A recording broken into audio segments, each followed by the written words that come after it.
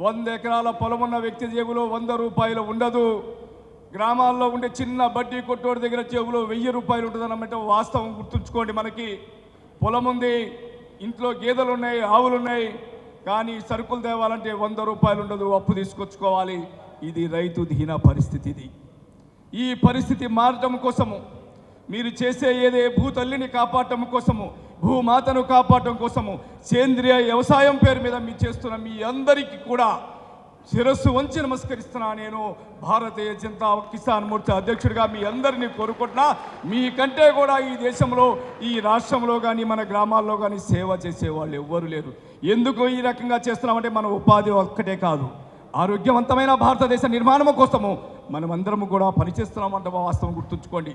మరి గతంలో మనకి అనారోగ్యంతో జీవనం ఉండేది. మనం ఆరోగ్యంగా జీవనం సాగించడం కోసం ఈ పని. ఇది వాళ్ళ అనారోగ్యంగా ఉండే భారతదేశంలో ఏం పెరిగిందా అంటే హాస్పిటల్స్ పెరిగినాయి. మన ఇంటిలో ప్రతి ఒక్కరికి క్యాన్సర్లు, టీబీలు, రకరకాల జబ్బులు వస్తున్నాయి.